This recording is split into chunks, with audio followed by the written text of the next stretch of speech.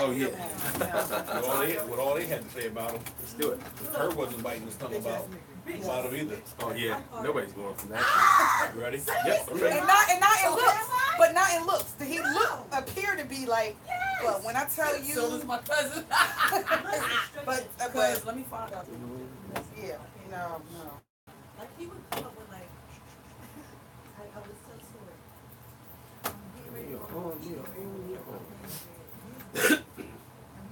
WBKS1. We got live, folks. BKS1 Radio.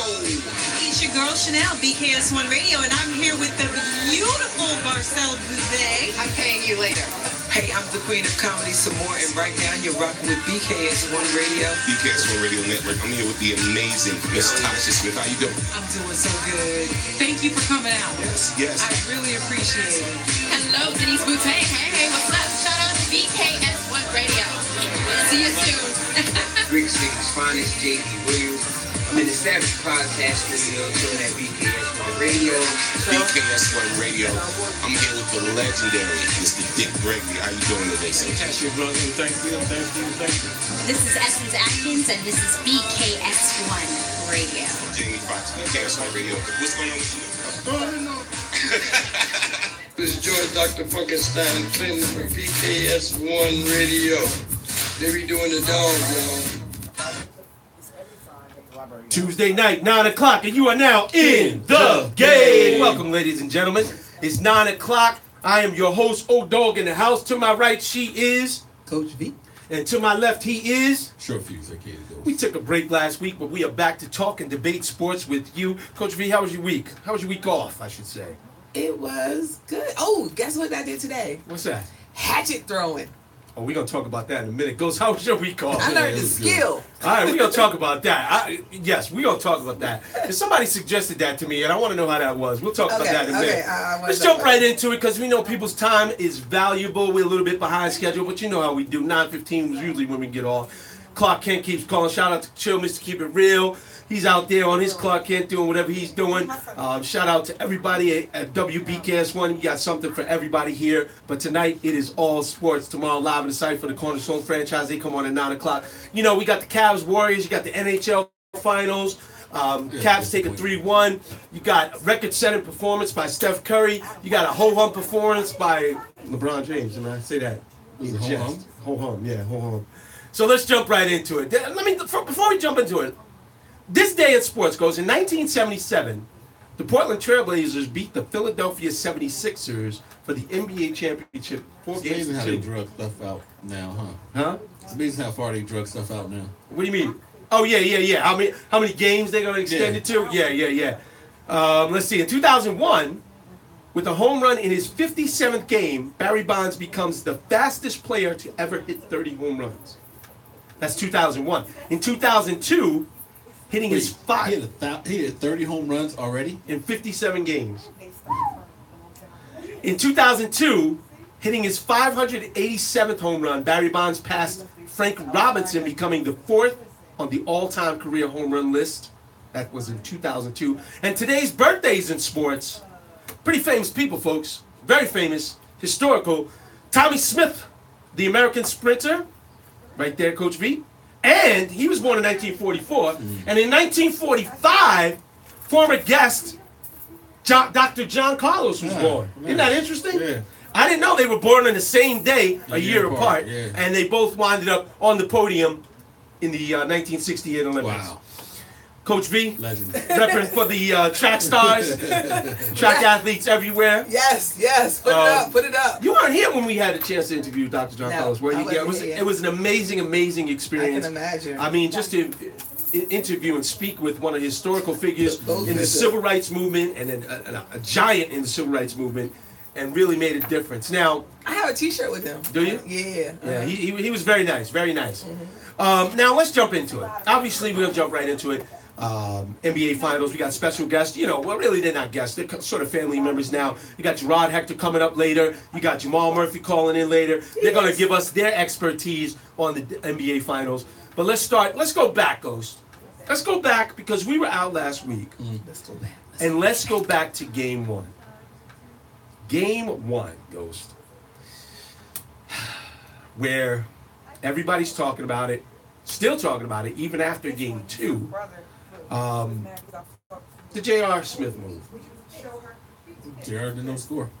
Everybody knows what happened. J.R. Smith, George Hill on the line. He goes to shoot a free throw. He misses the second free throw. J.R. Smith somehow gets a rebound with 4.7 seconds on the clock and then dribbles out toward half. I'm praying for it. Happens to a lot of people.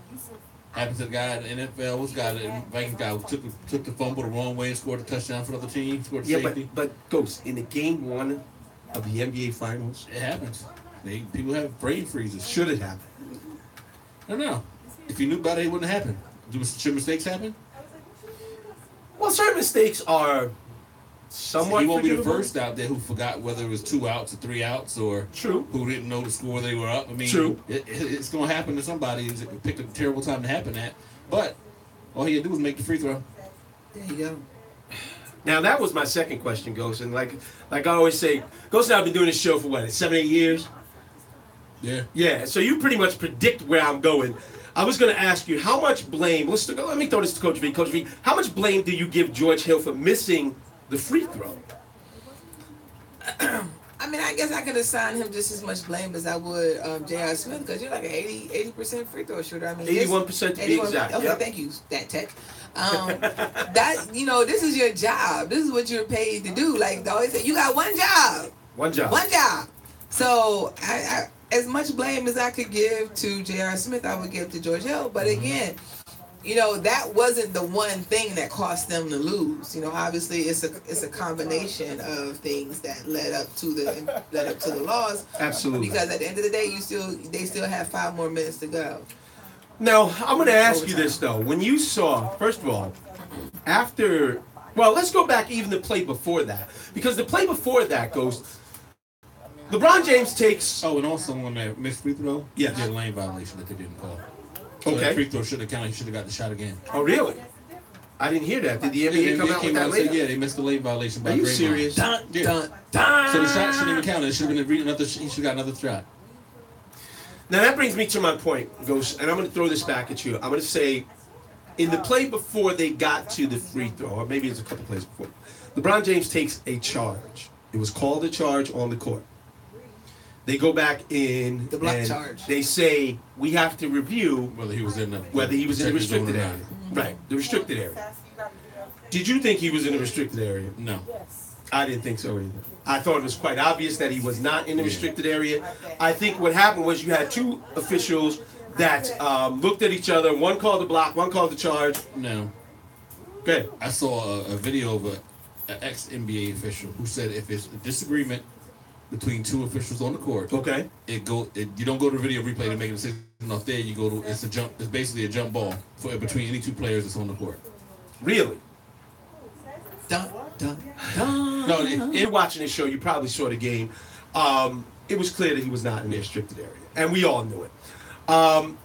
Whether he was in the restricted or not, that was the trigger that said, okay, we can do the replay. But that being able to do that is for you to see whether he was or wasn't, and therefore, Here you go, Coach B. Go ahead. Wait, hold on. Let me get it for you. Hold on. Ghost got to open the mic. Because if they're going to do that, then they do it on other calls too. Well, here's the thing. I don't like it because it's a bang-bang play. It's a subjective call. Yes. You make it in the moment. In the moment when he called it, I thought it was a charge. Mm-hmm. The moment after, when I saw the replay, I said they're probably going to call that a block. Because LeBron James kind of sliding over. But at a split second, you can't make that judgment. You made the call. They're always moving. Right. I think you should just leave it the way it is. If you want to go check for the restricted area, you check for that, but you should not be able to change the call. Right. The problem was you had 2 different officials calling. And that's why I said it should have went to a jump ball. That's why one official expert said it should have went to a jump Would that have been more fair? Yes. Because you had what potentially could have been the Cavs with the ball up, 2? Yep. And they would have been going down with LeBron James with the ball. They could have scored, went up at least 4, maybe 5. Mm-hmm. Now, we don't know. But it certainly changed the complexity of the game because now you got Kevin Durant shooting 2 free throws. And he's making it. I mean, yeah, exactly. And then you had George Hill. Now it's a different situation because now you got George Hill trying to. George Hill they would have been up. Yes. It would have been time to. Right. It would have been like 2 to take the lead. It would Right. have been up. Right. So it's a lot of things. Now, Ghost, we talked about chance. that. We did They absolutely. had to steal one in Golden State. I even think take it to 5. Absolutely. So now, I wouldn't be shocked if they get swept. Really? They wouldn't shock me. Now, Ghost was a masterful performance by LeBron James is the greatest player on that court. I don't care how many All-Stars are out there. LeBron James put up 51 points in game 1, 8 assists and 8 rebounds. And you saw the dejection on his face when he looked at JR and was like, what are you doing? Because he knew. This is our chance. And did you see the video that came out today? Yeah, Yes. the thing? Yeah. When they found out that he had a timeout, when they showed that he... Now, that to me is also on LeBron James because you didn't know that there was that you had a timeout. Nobody called timeout. So that's on you for me. That's on the coaching too. But you as a star, I got to be fair. I blame the coaching like I blame the coaching when Chris Webber took a time when they didn't have timeout. When you have to let your people know this is what we have. If this happens, this is what you do. Coach V, as a coach, Yes. if you're coaching basketball, you come out of a huddle, Yes. what's your process? Do you remind players Yeah. of timeout, score, Yeah. situation? Yeah. What? Tell me Yeah, what you do. tell them You do. before they leave the like, huddle. Anytime we got into a close game, and I guess to me, it doesn't matter whether it's high school, college, but you always remind because it's a crazy time. Everything is going on. You got noise. You got people yelling. You got, instructions coming in. So, like, as an assistant, it was also my job. Like, the head coach always said to me, like, when we get down a certain time, you let me know how many timeouts we have, Okay. who's in foul trouble. Like, just give me a quick synopsis recap so I can let them know. Okay. And then the first thing is, like I said, if we're drawing up a play, we're like, look, this is the play, da-da-da-da. Now, we have one timeout. Right. Or we have one foul to give. Okay. Or we must foul this person. So you give those last minute instructions because no matter what, things are going in their head a million times. So it's kind of like you have all these fail safes where, of course, the head coach is supposed to know, and they probably do know. They'll probably be like, you don't have to tell me that. But it was still my job to say, okay, we got this. It's just a belt and suspenders approach to coaching. You say, Coach, we got one timeout, one foul to give, and we know it's foul. It's a lot going on. Right. Yeah, it's like a lot. you just said, If you it's a think lot about going playing, on. making plays, what I'm supposed to do here, there's a lot going on. So you remind them, look, you got one timeout left. Right. I think that's fair. I think that's fair that's not too much to ask of a coaching staff to say, hey, look, we got one timeout, guys. If anything happens, and going into that You got enough situation, coaches there to say it. right? You got what, 8? Tons. You got enough there. And plus, you got the ones in the back row. Yeah. You got Second, enough there. what do you call them? Second seat assistants or something? You got enough there when it happens. They can say, look, you got one timeout left. So it's a failure on the Cavs organization, at the coaching staff, the players. It still doesn't matter. Because if they won game one, it still wouldn't matter. They're still losing the series. Whether they lose it in 4 or lose it in 5, they're losing. But Ghost, do you not believe, or what, let me rephrase that. What do you think the feeling would have been if you're going back 1-1 to Cleveland? No, you like, yeah, I did what I was supposed to do. I'm still in one game. Right. But I don't think it still makes a difference. You don't think so? No, because I think either they're going to lose in 4 or they're going to lose in 5. I think that if they win game 1... What happened last year? What happened last year? Didn't they still win in Golden State last year? Yeah. But I think that if they won game 1 with the masterful performance of 51-88 on the back of LeBron James, yep. I think that they go back into Cleveland feeling strong, saying we beat these guys on their home court to start the series off. We can beat them on our home court. And I still believe that they're going to win. I believe that they're going to win tomorrow night. Do you believe they're going to win tomorrow night? They better. Do you believe they're going to? I think that's their best chance of winning the game. Coach V, do you believe the Cavs can win tomorrow night? I think they can. Do you believe they will? No, I do not. Okay. Now, we'll get back to the game, but I got to talk about something else. Good. Golden State's just too deep, man. It's too much talent on that team for anybody. They are beatable, though. Wouldn't you say that, Ghost? Yeah. If the stars align and the waves are right and all that stuff, yeah. When you have multiple people have bad games, yes. They were within one bucket of beating these Cavs. And then you have that's your chance. But even if you beat them one game, you're not beating them 4 out of 7. Well, if you beat them 1, you only have to beat them 3. You don't have to beat them 4. You beat them 1. No, I'm talking about the whole series. You're not beating them. You got to beat them 4 out of 7 to win the series. You're not beating them 4 out of 7. I don't know. I think that if you win that first game, you start feeling strong. Guys start feeling confident. Yeah, reality kicks in. Because you talked about the overtime. Yes. Do you think that they really thought they had a chance in that overtime? I think when that overtime came around, they looked at each other like no. They did not have a chance in overtime because it started from, and you know, I applaud LeBron James because he has a lot to carry. Seriously. He does have a lot to carry, even though I don't particularly care for the way that people jump on the supporting cast.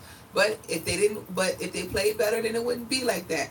However, you cannot go. I mean, like I said, the video, you had that moment like talking to the coach, like, well, didn't we have a timeout? And yes, it was a moment of dejection right, in it's LeBron a moment James' of face. dejection, and if you are the leader, like, you cannot, even if you feel that way, and you know how, like, I talk about my brother Gregory. Gregory.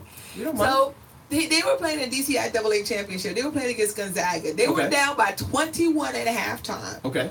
Now Gregory was one of the leaders on the team, but he wasn't the leader. But when they went to the halftime, he said to them, "We got them right where we want them." And I was like, "What?" He was like, "We got them right where we want them." Right. And then they came back out and they beat them. Are you serious? I kid you not. Gregory got the trophy. Good for Gregory. But I was just like, and I'm just like, every time I have, like, how do you at that point, because there's no shot clock, it's a running clock. Right. The 3-point shot was there. I'm like, how do you say to somebody, you know, yeah, we're down 21, but yeah, we got them right where we want them. You gotta believe. Yeah. I mean, you gotta believe. Now, the thing about game 1, let me look at some of the numbers. I thought when they went into overtime, I was like, that's it. It's over.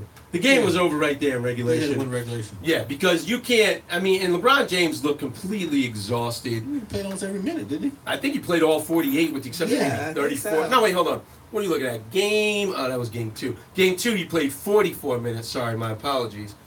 I got a little bit of, I feel like I'm at Fenway. You know, at Fenway, they got poles and stuff in the way. You gotta, hold on, let me see. I'm looking up again, box score. Why can't I get game 1? I keep giving me game 2. I believe he played all 48 minutes, and I think he played more because obviously he played the overtime. So, I know. Yeah, I got it. Because I'm looking at Sunday, and I keep thinking the first game was 48 minutes. Yeah, he played 48 minutes. Do they have they include? So he really played like 53, right, Ghost? I don't know if they included the overtime, but he played 40. Oh, they're not including the overtime. Now Kevin Love, he did his thing. 13 rebounds, 21 points in game 1. Mm-hmm. The problem is nobody else showed up. You only have one other guy in double figures. That's J.R. Smith. He scored 10 points. And that's the problem. That is the problem right there. Yeah, the role players aren't consistent like they are in Golden State. What should the Cavs do? Should they give Rodney Hood some time? Because Rodney Hood got he played 0 minutes. He scored 0 points. It showed. He didn't get a DMP, but don't matter. Yeah, the Warriors shot 51% in game 1, 95% from the free throw line, 36% from the 35% from the 3-point line, 95% from the free throw line. Ghost, how many games do you think the Cavs can win? 1. Just 1? Yeah. Not even 2? No. You don't think Golden State gets a little lazy? Nope. Says we got this? Nope. What is it, 2-2, 1-1-1 series? Yeah. I believe, yes. So that means they would get back to Sacramento or Oakland and win it in Oakland, correct? Mm-hmm. Now, game 2. Now, do I want Cleveland to win? Oh, yes. Okay. I'm rooting for them to win. Okay. But logically, I just don't see it because Golden State's just too consistent, and the Cavs don't have, besides LeBron, they don't have many other consistent players. Now, one thing we do have to, I want to talk about, and I'm a supporter of LeBron James. LeBron James. I am a big time supporter. I don't know how you can deny it anymore. The man's the greatest player in basketball right now. Well, nobody can deny that. The question is only the Michael LeBron question. But I want to say something here. Did you see after the game in the press conference? He got walked out. The shorts? He got up and walked out. Yeah. The shorts. Coach V. The shorts. No, I saw when he got. Let's talk about that outfit. Can we talk about that outfit? He wasn't the first one to do it. You know, Draymond did it at an award show. I swear that. Oh, so Draymond. Okay, because I know Draymond did it after. No, he did it last year sometime. Okay. But, Coach V, how do you feel about the shorts and the jacket and the boots and the socks? Listen, I didn't like it when Dwayne Wade came in with the capris that one year. Oh my gosh, I wasn't feeling that. You know, that just looked like one of those little British uniforms from like primary school. Yeah, right. That's a good point. Now, Buster Brown. I just said, you tell me I gotta wear a suit to the game, then okay. You okay with those shorts? Hey. I'd like to see you in that suit, Ghost. I'd wear it. You would? Yeah. Are you serious? Because I don't like suits. And you wear that short suit? Just to be different, because I don't care about you. As a business up top, play down the bottom. It's like a mullet. Yeah, I was gonna say, party in the business up front, party in the back. Yeah, see? Oh my gosh! You know what? Let me let you know. Hold on. I don't know if you saw this on Twitter, but the short suit cost $2,590. His outfit, his total outfit. Like I'm gonna get there. Don't throw it away. Don't give it away just yet. The suit cost $2,590. $2,590. The suit, okay. The shirt was $330. Okay, I can wear the shirt. I can understand a little bit. The backstrap shorts is what they call them for $940. Hold on, the suit, but the shorts. It was the jacket, I guess. I don't know. Oh, okay, so it must have been the jacket. Okay. And the socks goes $90 for socks. Yeah, it depends on no name brand. You know, they might have been like some special I don't give a good God. Don't. You know how good them socks must feel? They better feel like the softest mother effing softest. They probably do. Like when I put those socks on, I better feel like I'm walking on clouds. They probably do. Like whoosh. They like them cheap socks you get at Walmart. The boots were $1,290. That's kind of. The sunglasses were $525. That's it. And this is where LeBron and I have something in common. You know, we on the headphone tip, he had Beats. Yeah. I'm a Bose guy, but you know, they only cost $199. Yeah, that's about right. However, he ain't pay $199. There was this alligator bag. Yeah, that was the most expensive part of the outfit. $41,000. So this is where you lose me. $41,000. Now I know LeBron's a wealthy man.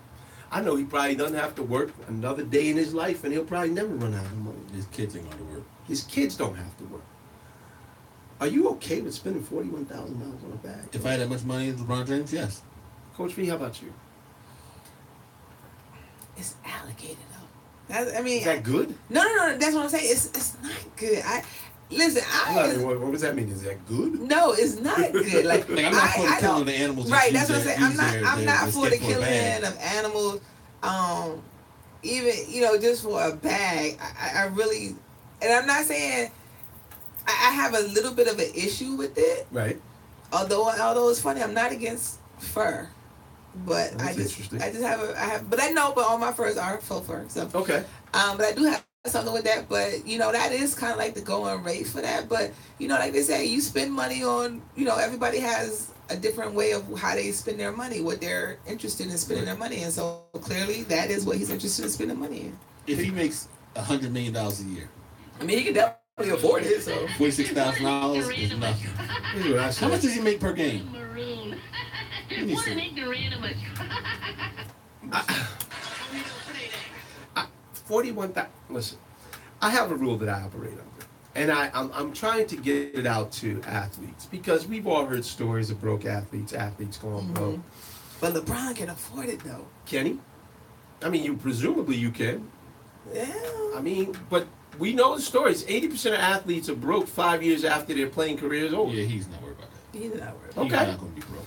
I have a tendency to agree with you, but I'm just saying this is how. But I guess you say people looking up to him. That's what. Exactly. See now we getting there. Because we've been doing this show long enough to know. You know where I'm going. A fool and his money will always be separated. If you're stupid enough to try to do that and you're not in that financial position, then you lost your money. I have a rule that I like to say. I call it the Warren Buffett rule. He makes $405,000 a game. If Warren Buffett doesn't do it, then I shouldn't do it. Then I probably shouldn't be doing it. Yeah. You know what I mean? Because Warren Buffett is one of the richest men on the planet. And he ain't carrying around no $41,000 alligator bag. He Now wouldn't I'm tell saying you wouldn't know if he did because he wouldn't tell you. I'm just saying he lives in the same house. He lives pretty modest life by all reports. So I'm gonna go with the reports. And look, to each their own. I'm not judging LeBron. I'm just saying I wouldn't do it. Yeah, I would definitely say if I made $405,000 one game, that's cheap. But I'm showing them $46,000. Yeah. I mean, I might drive through the back door. All right, let's go there. Let me ask you this. You can treat yourself. I was going to ask you that. See, good call. If you were making whatever a significant amount of money, LeBron. But let's remember, they a lot of times they don't pay for these things. That's probably they're true. Given because people want to see them mention it. And also, it's going to drive business up for the company. The rich get richer, as you say. The rich do get richer. That is true. He's right. What would be your splurge thing? Well, like you said, what would you treat yourself to? Let's say you get the big check. You know, not lottery money, but you got. Let's say you had an investment gone perfectly right. What would you spend? What would you buy, Coach B? Well, I ain't gonna lie. I have a pair of Jimmy Choo shoes that were about $1,000. They were $1,000. Okay. I've only worn them once. But well, you only wore them once. Yeah, what the hell did you buy them for? I'm still waiting for that big thing to do. You waiting for that event? You better make that event happen. Well, hold on. But here's the thing. But then there was a pair of other shoes I saw at Bloomingdale's. They were $1,200. Okay. But they got knocked down to $600. That's a good. And then they got knocked down again. So to about $3 something. So that I could see. But so I guess you think my big splurge would be if you had shoes. Anything you could shoes? Yeah, I'm a shoes person. So what would you the one big thing that you would spend frivolously on? I don't know. I don't have nothing that I really want until I see it.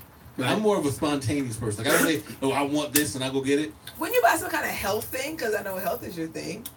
Would you buy like maybe some kind of like really expensive water? I'd probably buy the water company and have my water. What's that would be No. See, that's an investment.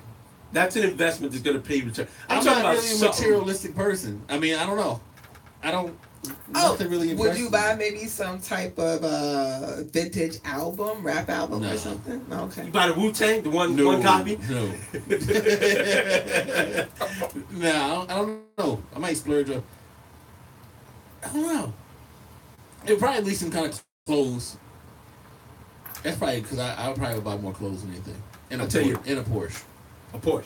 Would you buy like some some kind of season tickets to go see Dallas to go see? No, don't like them that much. I think I would probably, if I could really buy it, there are probably two things that I would buy. I'd get a vacation. I'd either buy like a house in Tahiti. Ooh, that'd be nice. You know, one of those bungalows over the water. That's nice. I think I would buy something in a rich place like in Miami. What's that little millionaire island? Oh, I know what you're talking about. Star. The hell out of my neighbors. Like I would just put the biggest sound system. I would put the biggest sound system in the world in my house. Why? Because I just want to be a dick sometimes. Yeah, that's what that is. It's a real jerk move, Ghost. You do realize that, I would wake up early when I don't have to and just blast the most ignorant rap music. But you know they're going to be ready to run you out of town, right? Can't run me out, I got money. There's a lot of people with a lot of money. Well, I'll tie them up. We'll be fighting forever. But why would you do that? Just because I can. Oh my gosh. Ghost the contrarian. I push the limits. What time required hours? Oh, 7 a.m. to 7 p.m.? Okay. I set my alarm for 7:01. I can't with you sometimes. just because you could, just right? Because I could. I would go to Tahiti. I'd have me a luxury home. You know what? Forget Tahiti. I'd buy an island somewhere. Yeah, because you can get a nice island. You know what I mean? Like that Necker Island. Yeah, Warren Buffett money. Yes, you could buy yourself. Yeah, a nice Necker Island, like Richard Branson owns. Oh, you know, like Virgin Airlines. Yeah, Virgin you know Airlines. how like Ronaldo did, where I forget he went. One of his friends got married. And he gave them an island for a gift. See, that's what I'm talking about. That's that best. Yeah, you gotta pay. You can't pay taxes. You ain't taking the gift. What's that? Please, Mom. When the Price is Right, wasn't like $41,000 and giving prizes. He can afford the taxes on that. Yeah, but I mean, that's like somebody buy you a car and you got a car note for Christmas.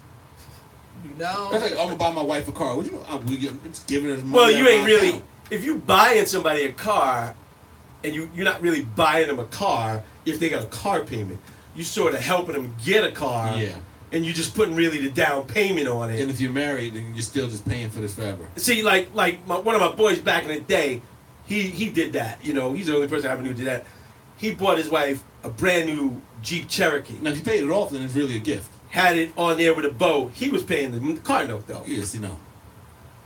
That's what he wanted to do. I mean, I know. That's what people do, but it's the gift that keeps on giving. Gift that keeps on giving. Yeah, so I think, I mean, that outfit is ridiculous. I mean, the shorts, I can't rock shorts in a jacket.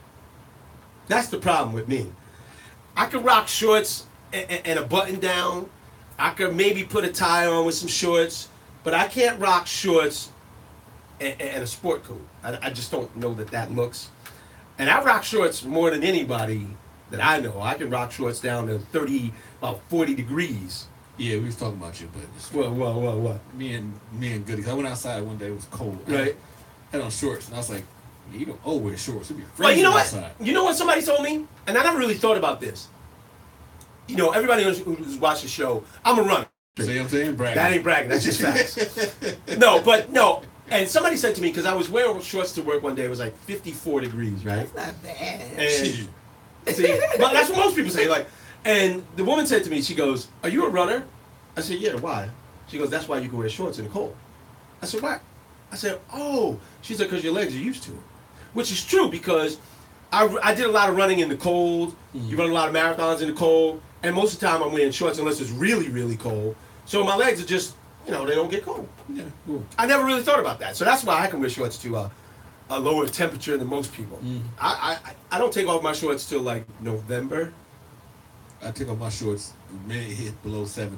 Oh, you crazy, man. That's not even a good start. I can wear, like I said, I can go down to about 40 degrees before I have to take my shorts off. Yeah. And it's got to be a wind whipping. No, if it's 65, I got a hoodie on. Like, I'm that dude that people look at and be like, I was on a train once. I heard these women, they were like, "Now, it is not that hot out." And I had on shorts, I was on the train, I was like, my legs don't get cold, I'm sorry. Now, I had a jacket, a sweater, a little zip-up sweater, but I was cool. Yeah, it's still weird, so. Anyway, Ghost, I want to talk to you about Steph Curry. Mm-hmm. Give me your thoughts on Steph Curry as it relates to the first 2 games. It's typical Steph Curry. You think so? Yeah. Does that making 9 3-pointers shock you? No. But you know what the problem I have with Steph Curry? What's with the tough guy act? Oh, he's a tough guy when they're winning. What's with the tough guy act? He's not. I mean, he ain't tough. It's like all of Golden State. He has crossed him and Kevin Durant. No, they're tough when they win. I'm sick of them. Yeah. Durant, I don't like anymore. Draymond, I understand what he's doing. I understand his job. That's his personality. That's what he's supposed to do. But he's real with it. He's got to be the muscle guy. He's real with it. He's the same way all the way across. That's who he's always been. Yeah. So I'm cool with that. But Steph Curry step into, what's mean face dude? I can't even think of his name. On the Cavs. Mean face. Kendrick Perkins. Perkins, yeah, let's say. Now you saw, I don't know if you saw the game, but there was a time Steph Curry shoots one of his 3-pointers. He kind of fades back toward the Cavs bench. Kendrick Perkins is sitting there. He's got his legs sort of extended, but he's a 6'10 dude.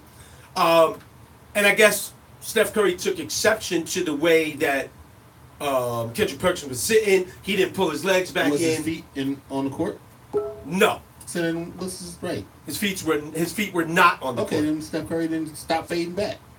Now, it ain't his fault he got fragile ankles. He stepped to Kendrick Perkins. Yeah. He was up in his grill, man. Yeah. And see, that's what I'm saying. It's okay. He lucky Kendrick want to stay in the league. What are you doing? Because he can do that because he knows he's basically untouchable. There you go. And everybody knows the rule in the NBA. You're not messing with stars. Nobody's throwing punches because if you throw a punch, you get automatic suspension, and nobody wants that. But I think Kendrick should. If you two of my favorite players, you want to throw a punch or choke them. Wait, say it again? Sprewell or Metta World Peace. Let him do that to Sprewell. You think he will, or Metta or Ron Artest? You think they would have threw a punch? Oh, I think Artest would have definitely pushed him. I don't know if he would have punched him, but I know he would have pushed him. Steven Jackson would have too. Steven Jackson might have hooked off him. Boogie probably would have. Boogie's another. Boogie! My favorite players, man. I love them. You like some wild dudes, bro. If I had a team, I'd have them all on my team. You know what? I'd have Steven Jackson just because you ran up in the crowd to defend your homeboy. and everybody else stood there. You went there like, look, it ain't gonna go down by itself. You gotta respect that. I do respect that. I'm not gonna lie. I respect that you looking out for your teammate. Yeah. I mean, that's what you're supposed to do. That's what they teach you in all team sports. But I'm just sick of. Would you characterize, Coach V? I'm gonna go to you because you're a process team person. Yes. Would you characterize Steph Curry as cocky or confident? Cocky. You going with the cocky? Yeah. Definitely. Yeah. When did he cross over from confident to cocky? When he became MVP. Really? Yeah. That long ago? Yeah. Ever since then, he has been. Because then, I mean, and probably people will say, well, he's always been this way, right. You know, and probably he has been, he has been. But I think after he got the MVP, it just magnified what was probably already there. And you know what? I don't fault him for it per se because he's worked really hard to get to this position. I just always caution that there is a fine line because just as soon as you get up there, trust me, while you up there climbing, you feet here, you got people, pulling, looking, reaching. So you just want to make sure that, you always remain humble to a degree, so that when the fall does come, it won't be hard. You won't hit hard. Ghost, you feel like Steph Curry's crossed over into the cocky area? Yeah. When did it happen for you? Now, I agree when he won the MVP, and then they got their championships, and now this team's been on the streak. And he's the golden child of the team and in the league and everywhere else. And him and his wife have relationship goals. Everybody's like, his whole life is walking on a cloud. They're the first family of the NBA. Since when we start getting first families? Well, I mean, I guess since Peyton Manning. But you're gonna get cocky one day, and you're gonna go up against a player who has nothing to lose, and they're gonna end up doing some little slick stuff like putting their feet underneath your leg, we do a jump shot, or they're gonna tap you a little bit while you're doing the jump shot. Not to be too dirty, but you can end up getting hurt because somebody's gonna take it the wrong way. Not saying that's the right way, but you're gonna have someone there's some players who aren't mentally stable. Yeah. There's some people in there who just don't care, who's gonna do something just because, oh well. It's like back in the old West, when you were considered the fastest gun in the West, that was a hard target. That was a hard mantle to carry because everybody wanted to try to make a reputation off you. I forget what movie it was. It said, boy, you ain't going to make your reputation off me. And it was some Western movie. But yeah, that's what really everybody, they gunning for you. And somebody wants to be the one that's going to take you down.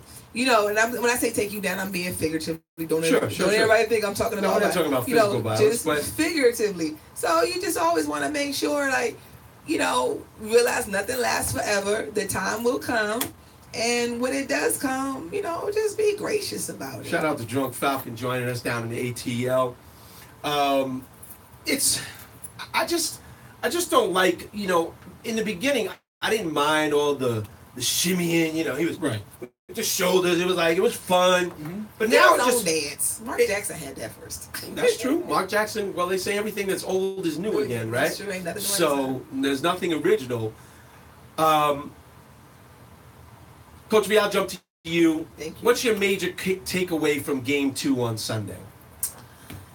Well, my major takeaway is every time the Cavaliers made a run, every time they, tried to push through, Golden State had an answer. Golden State had an answer. And it's because, I understand that the Cavaliers was one of the best three-point shooting teams during the regular season. However, I still say that the way they get their three-point shots within their offense is so much harder than how Golden State does it. And wow, even when Curry wasn't going off like that in the beginning, but even while Cavaliers weren't making their shots, Curry wasn't making that shot, but you still had Durant hitting those twos. Right. And listen, if you not threes are great, but if you're not hitting them, right, and they keep making them twos, yeah, oh yeah, that's gonna benefit the other team. That's why I just don't like that teams want to get away from the two mid-range. Good. Oh, thank you. Ghost, what's your major takeaway from Game 2? Back to normal. Back to normal? Yeah, nothing I didn't expect.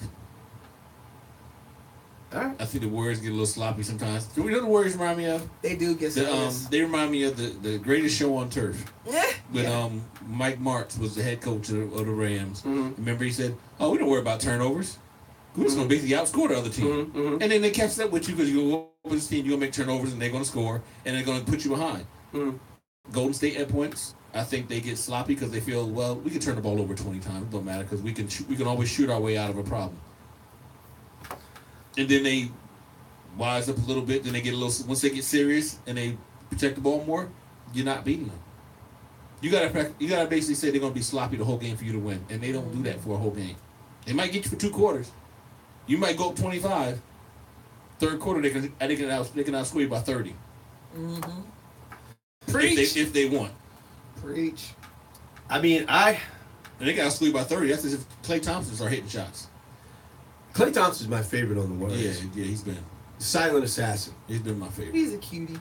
He just comes down, shoots his shots. He don't get involved in the fanfare. He does his job. He's the best defender on that team, I think. And he just does his thing. I mean, what was the box score on that? Give me the scores on that, Ghost. I know Durant had. From last game? Yeah, I can't remember who scored the most. I think Durant had 29 and no, Curry had 29. Durant had like 24, I believe. Hold on one second. We're at third. Yeah. Let's see. Durant had 26. Curry had 33. Thompson had 20.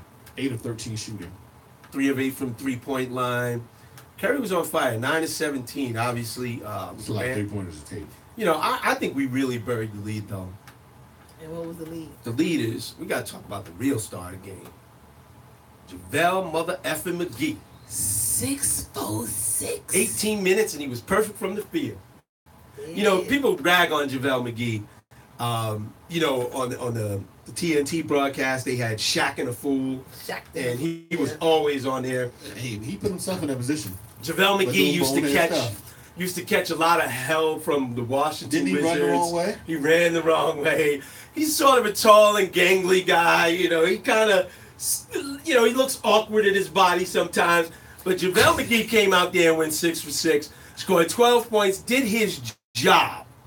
And I wanted to give him a shout out as a starter. In 18 minutes of basketball, he had 12 points, 2 rebounds, 1 block, and he had 4 fouls. That's what he's supposed to do. I think that's awesome. I think it showed a lot of confidence from Steve Kerr to go out there and put McGee in there. It doesn't matter. He can go out there and start P. McCraw if he wants, because he knows we're going to win. Let me ask you this, Ghost. If it was you, Curry, Durant, Klay Thompson, and Draymond, would y'all beat the Cavs right now? Yeah, instead of beating them by what? What did they beat them by 19? They probably beat them by 15. How many would you score? 1. How would you score on a foul? 1 or 2 from free throw line.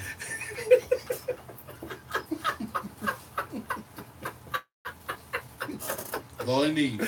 Oh my gosh. Oh my gosh. Would you shoot from the field? Yeah, but I ain't gonna front like I'm gonna shoot over anybody. I'm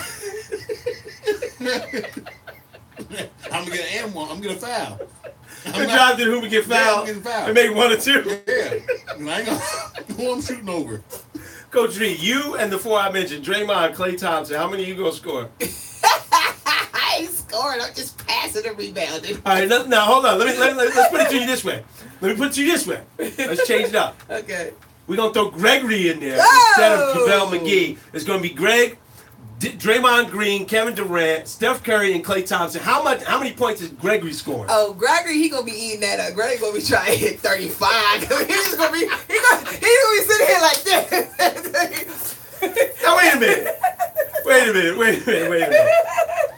You think Coach gonna call it timeout?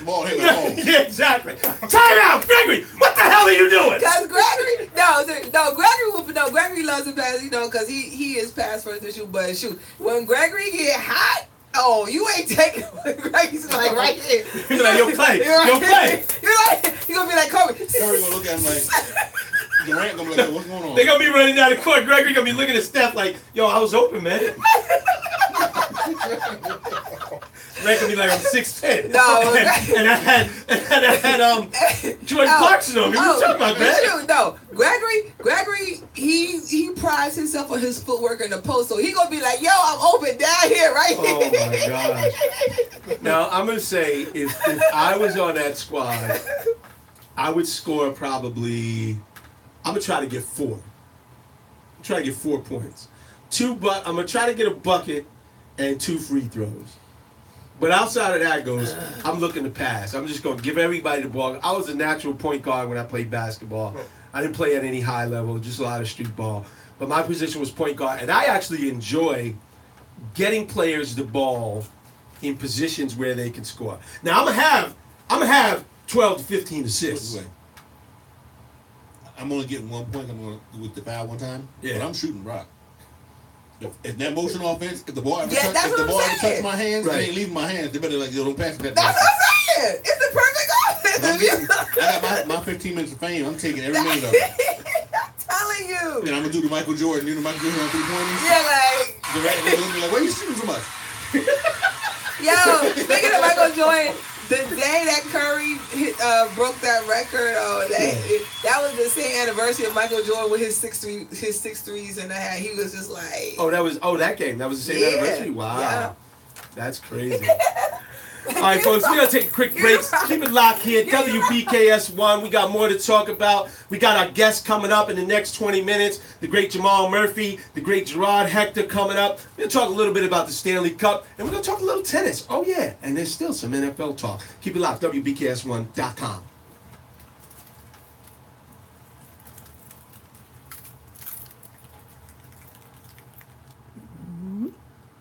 How do you stop this, though?